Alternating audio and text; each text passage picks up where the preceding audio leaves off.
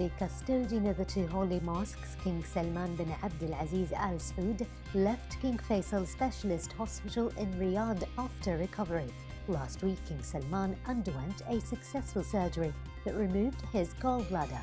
Surgeons operated on the king, describing the procedure as a laparoscopic surgery. The World Health Organization lauded the measures taken by Saudi Arabia to protect Hajj pilgrims amid the coronavirus pandemic.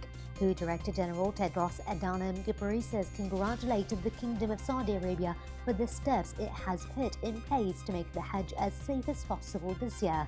He added, "The pandemic does not mean life has to stop. They must all learn to live with the virus and take the steps necessary to live their lives while protecting ourselves and others, especially those at the highest risk of COVID-19.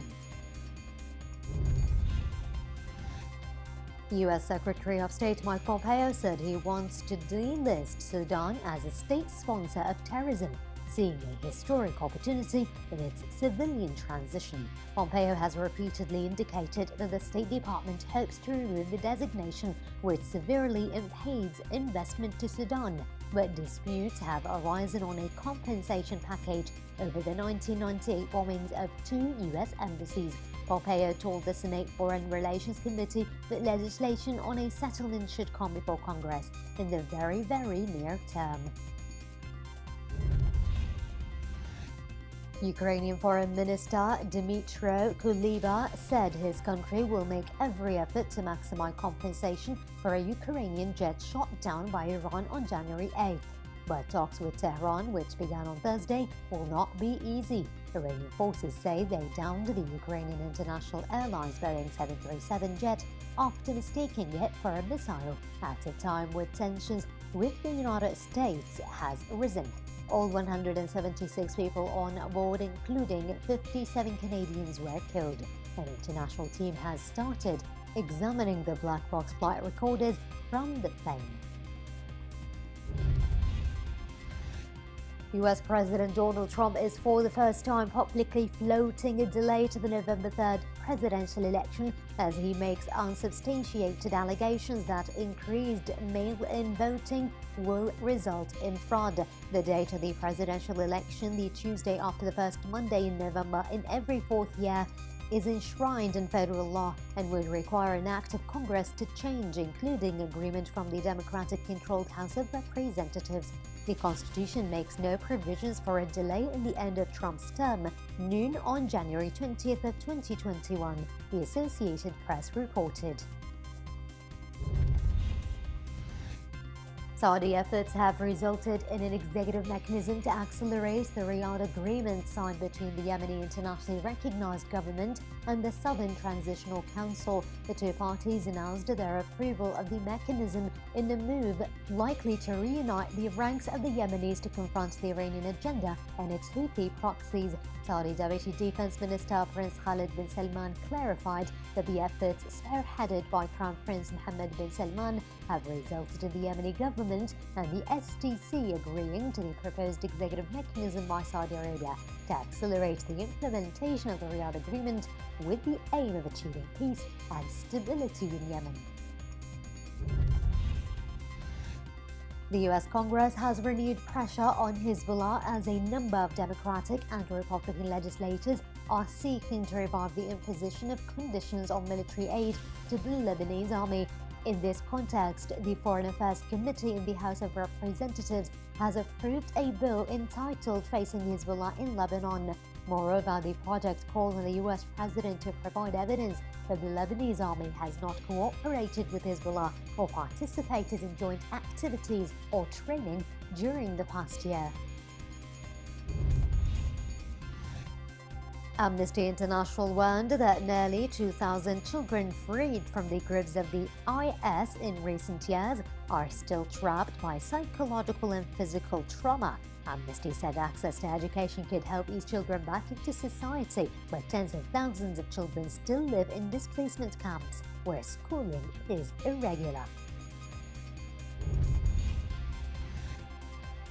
Egyptian Prime Minister Mustafa Madbouli announced that Egypt has achieved remarkable positive economic indications despite the novel coronavirus pandemic. Medluli urged Egyptians to continue to adhere to all precautions, including maintaining social distance and wearing face masks in crowded places. He asserted that Ministers of Interior and Transportation must implement the decision of the Coronavirus Crisis Management Committee, including wearing face masks while using public transportation and inside of government departments and other facilities. Former Nissan executive Greg Kelly, who was arrested in connection with the financial scandal of his ex-boss Carlos Ghosn, will soon face trial in a Tokyo court. Tokyo Deputy Chief Prosecutor Hiroshi Yamamoto said Thursday the trial of Kelly and Nissan Motor Company, a defendant in the same trial as the company, will start September 15th.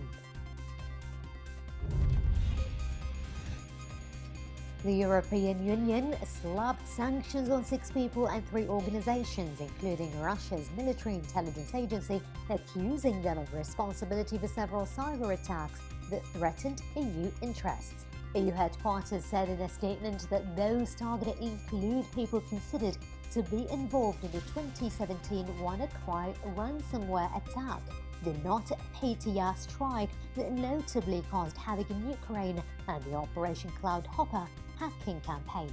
The sanctions are the first that the EU has ever imposed for cyber attacks.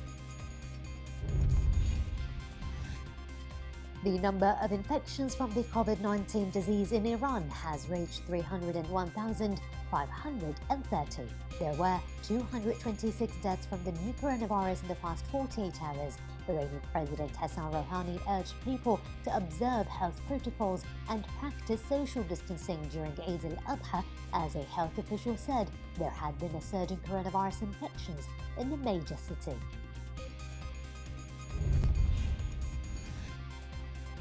Indonesia and the UAE announced the creation of a temporary travel corridor to allow business and diplomatic trips to take place in relation to one of the Southeast Asian countries' biggest investment deals. The agreement was reached by Indonesian Minister of Foreign Affairs Retno Marsudi and her Emirati counterpart Abdullah bin Zayed Al Nahyan on Wednesday evening.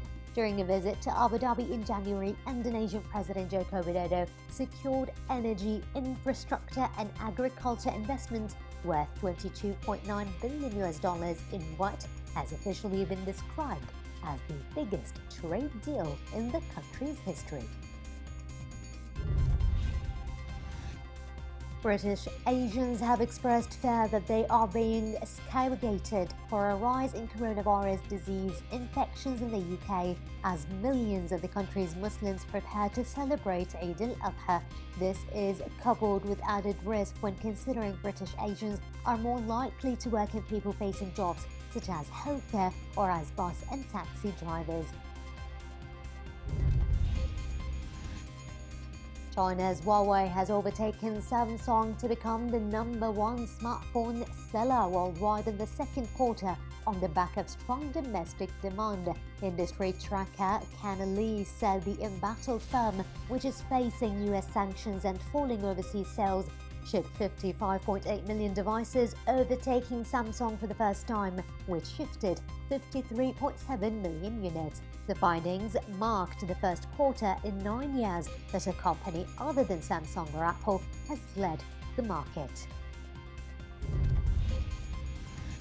Tunisian Parliament Speaker Rachid Ghannouchi, the leader of the Islamist Ennahda movement, scraped through a motion of no confidence of the 133 lawmakers out of a total of 217 in the parliament attended the session. A no-confidence motion to remove the Speaker from his post in the Tunisian Parliament requires an absolute majority vote of 109 votes from a total of 217 lawmakers.